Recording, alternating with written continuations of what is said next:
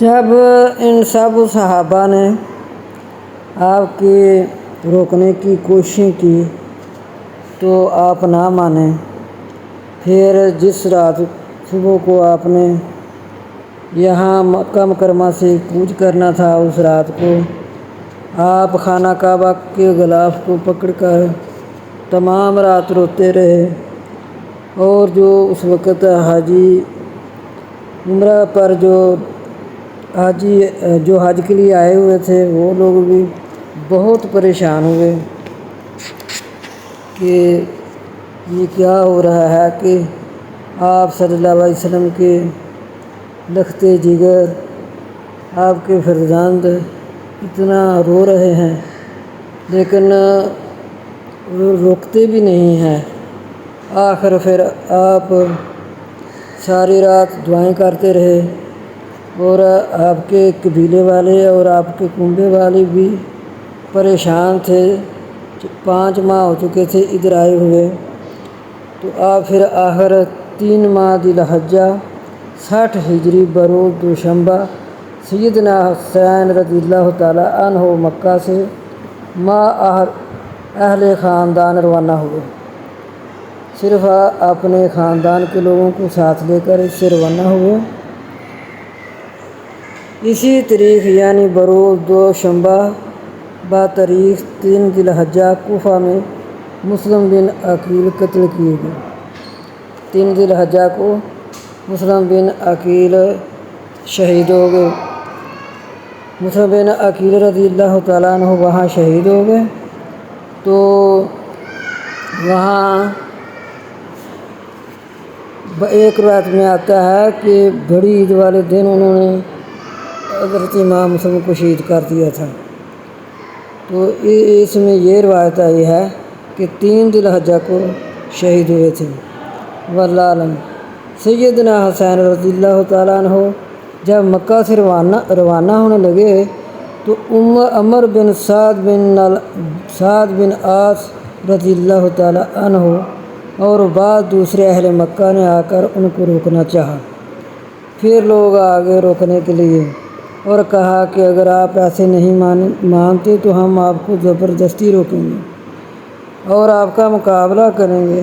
سیدنا حسین رضی اللہ تعالیٰ عنہ نے کہا جو کچھ تم سے ہو سکے گا کر گزرو اور لڑائی کا ارمان بھی نکالو۔ یہ سن کر سب لوگ ان کے سامنے سے ہٹ گئے۔ آخر وہ نواسۂ رسول تھے تو لوگ پیچھے ہٹ گئے اور وہ روانہ ہوئے۔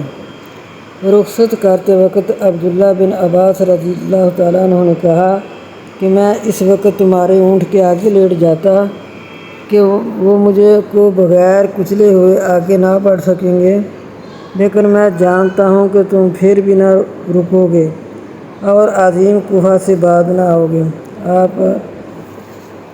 آخر آپ مکہ سے روانہ ہوئے مقام میں۔ پھر آپ چلتے چلتے راستے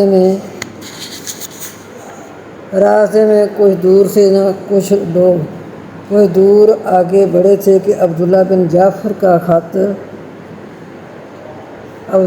جعفر رضی اللہ تعالیٰ عنہ کا خط جو انہوں نے مدینہ سے اپنے بیٹوں اون و محمد کے ہاتھ روانہ کیا تھا۔ یہ عبداللہ بن جعفر رضی اللہ تعالیٰ عنہ حضرت زینب خاتون کے خاوند ہیں۔ حضرت زینب کے دونوں بیٹے عبداللہ بن جعفر کا خط لے کر آگے ہیں، اپنے ماموں کو آ کر خط دیتے ہیں۔ آپ کو خط ملا۔ عبداللہ بن جعفر نے لکھا تھا کہ میں آپ کو اللہ تعالیٰ کا واسطہ دے کر عرض کرتا ہوں کہ کوفہ کے ارادہ سے بعد رہیے اور مدینہ میں آ جائیے۔ مجھ کو اندیشہ ہے کہ آپ قتل نہ ہو جائیں، اللہ کے لیے آپ اس معاملہ میں جلدی نہ کریں۔ ساتھ ہی مدینہ کے والی کا خط بھی انہی کاہتوں نے دیا، جس میں لکھا تھا کہ آپ مدینہ میں آ کر رہنا چاہیں تو آپ کو مان ہے، مگر سیدنا حسین رضی اللہ تعالیٰ عنہ نے واپسی سے قطعاً انکار کیا اور محمد اور اون کو بھی ہمراہ لے گئے۔ اون و محمد دونوں کو آپ ساتھ لے گئے، کیونکہ آپ تو چاہتے نہیں تھے نا کہ ہم یزید کی بات کریں۔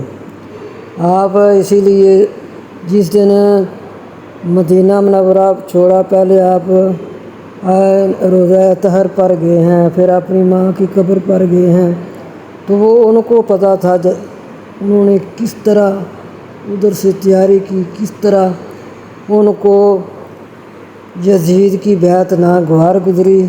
تو یزید کی بیعت ناگوار گزری تو آپ کو مدینہ چھوڑنا پڑا، پھر آپ کو مدینہ چھوڑ کر مکہ آئے تو مکہ بھی اسی وجہ سے چھوڑنا پڑا کہ میں نے یزید کی بیعت نہیں کرنی۔ لیکن پھر وہ اس خط کو کیا انہوں نے نہ مانا، آپ نے اپنے اس ارادہ کو کینسل نہ کیا، آپ چاہتے کہ جس قدر ممکن ہو ہم کوفہ میں پہنچنا ہے تاکہ ہم عبید اللہ بن زیاد کے پہنچنے سے پہلے کوفہ میں داخل ہو جائیں، وہاں لوگ ہمارے سخت منتظر ہوں گے۔ آپ کے دل میں یہ خیال آ رہے تھے کہ اتفاقاً اسی روز عبید اللہ بن زیاد کے پاس یزید کا خط پہنچا تھا۔ جب آپ ادھر آ گئے ہیں، اسی روز آپ راستے میں چل رہے ہیں تو یزید کا خط بھی عبید اللہ کو پہنچ گیا کہ اپنی حفاظت کرو، اور چونکہ سیدنا حسین مکہ سے روانہ ہو چکے ہوں گے تو یہ بھی آیا ہے کہ ایک روایت میں آتا ہے کہ انہوں نے کہا کہ روانہ ہو چکے ہیں۔ چلو یہی مانتے ہیں کہ انہوں نے کہا روانہ ہو گئے ہیں، لہذا ہر ایک راستے پر فوج متعین کر دو۔ 70 یا 80-81 لوگ ہیں تو ان کے لیے فوجیں متعین کر دو کہ ان کو کوفہ تک نہ پہنچنے دیا جائے۔ اللہ اکبر۔ سیدنا حسین رضی اللہ تعالیٰ عنہ اپنے دل میں یہ خیال کرتے ہوئے جا رہے تھے کہ مسلم بن عقیل رضی اللہ تعالیٰ عنہ کے ہاتھ پر ہر روز بیعت کرتے ہوں گے۔ دیکھ لیں جو لوگ پھر ان کو مشکل کشا ماننے لگتے ہیں، اب ان کو یہ نہیں پتہ لگ رہا کہ میرا بھائی تو شہید ہو چکا ہے، تو آپ کو یہ خیال رہے ہیں کہ میرے بھائی کے ہاتھ پر لوگ میرے لیے بیعت کر رہے ہیں، تو آپ تو اس لیے جا رہے تھے۔ لیکن کوفہ میں عبید اللہ زیاد ان کی گرفتاری یا قتل کے لیے فوجیں نامزد کر رہا تھا۔ چند منزلیں اور طے کرنے کے بعد عبداللہ بن متی سے ملاقات ہوئی۔ انہوں نے سیدنا حسین رضی اللہ تعالیٰ عنہ کے ارادے سے واقف ہو کر نہایت اصرار کے ساتھ روکا، ضد کی روک دی اور مکہ کی طرف واپس چلنے کے لیے قسمیں دلائیں۔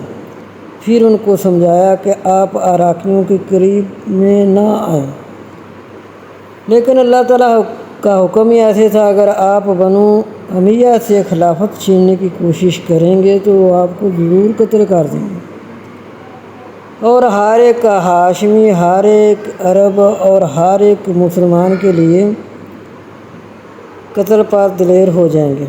آپ اپنے آپ کو ہلاکت میں ڈال کر اسلام عرب اور قریش کی حرمت کو نہ مٹائیں۔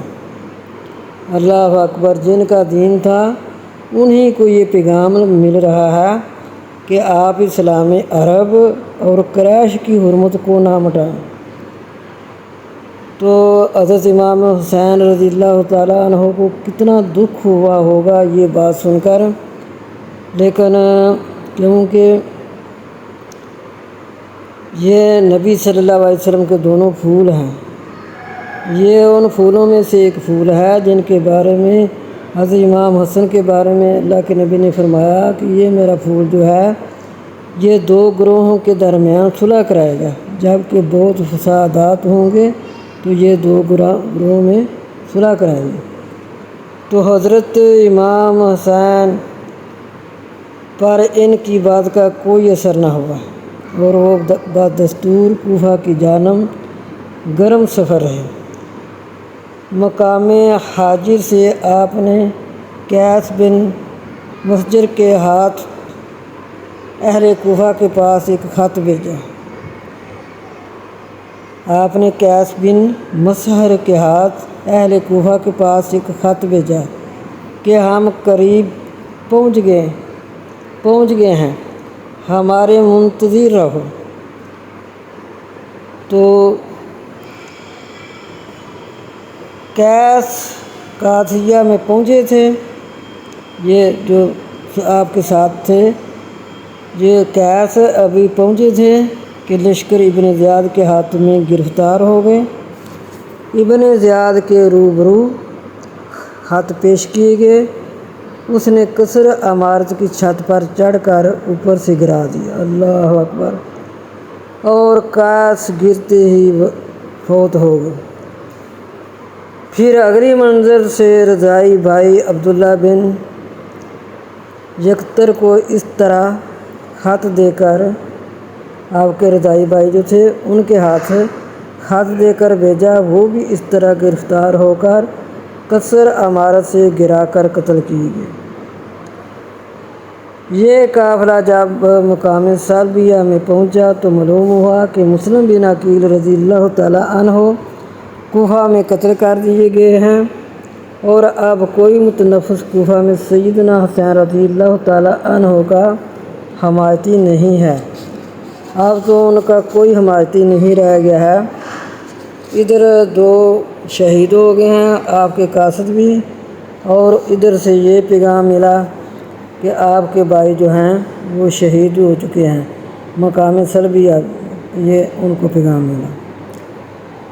اس خبر کے سنتے ہی تمام قافلہ اس خبر کے سنتے ہی تمام قافلہ پر مایوسی چھا گئی اور واپسی کا ارادہ ہوا، کیونکہ کوفہ کی طرف جانے میں قوی احتمال تھا کہ جو سلوک مسلم کے ساتھ ہوا ہے وہی اس قافلے کے ساتھ ہوگا۔ پھر امام عالی مقام کو پتہ چلا کہ یہ کیا ہوگا، جنہوں نے میرے بھائی مسلم کو شہید کر دیا ہے، تو ان کا سلوک میرے ساتھ اور میرے قبیلے کے ساتھ، میرے کنبے کے ساتھ بھی یہی ہوگا۔ یہ سن کر مسلم بن عقیل رضی اللہ تعالیٰ عنہ کے بیٹوں نے کہا کہ ہم کو ہرگز واپس نہیں ہونا چاہیے۔ بات تو کہتے ہیں کہ ان کے بھائیوں نے ایسے کہا تھا، بیٹے تو ان کے ادھر شہید ہو گئے تھے مسلم کے ساتھ۔ ایک روایت میں آتا ہے کہ وہ حضرت مسلم کے ساتھ تھے ان کے بیٹے۔ بعد کہتے ہیں کہ یہ مسلم کے بھائیوں نے کہا تھا کہ ہم نے واپس نہیں جانا، ہم نے اپنے بھائی کا بدلہ لینا ہے۔ ایک روایت میں ہے کہ بیٹوں نے کہا تھا کہ ہم نے اپنے باپ کا بدلہ لینا ہے، ہم واپس نہیں جائیں گے، اب تو ہم مسلم کا قصاص لیں گے، ورنہ انہی کی طرح جان دیں گے۔ دوسرے یہ کہ حسین بن علی رضی اللہ تعالیٰ عنہ مسلم بن عقیل کی طرح نہیں ہے، وہ ان کی قدر کریں گے۔ ہم آگے چلتے ہیں، آگے بڑھتے ہیں، یہ پھر بھی آخر یہ علی کے بیٹے ہیں، یہ فاطمہ زہرا کے بیٹے ہیں، تو وہ ضرور ان کی قدر کریں گے۔ ہم یہ بھی خبر سن لیا تو ہم پھر بھی آگے چلتے ہیں۔ ان کو جب کوفہ والے دیکھیں گے تو ضرور ان کی شریک حال ہو جائیں گے اور ابن زیاد کو گرفتار کر لیں گے۔ پھر اسی طرح چلتے چلتے یہ قافلہ جب آگے بڑھا تو یہاں تک کہ خاص ان کے اپنے بندے رہ گئے۔ ایک روایت میں ہے کہ اس قافلے میں کئی 100 آدمی شامل تھے اور لوگ بھی شامل ہوتے گئے، اور جب انہوں نے راستے میں یہ دیکھا، خبریں سنی، تو وہ واپس ہو گئے۔ اللہ اکبر، پھر صرف آپ اور آپ کا خاندان ہی رہ گیا۔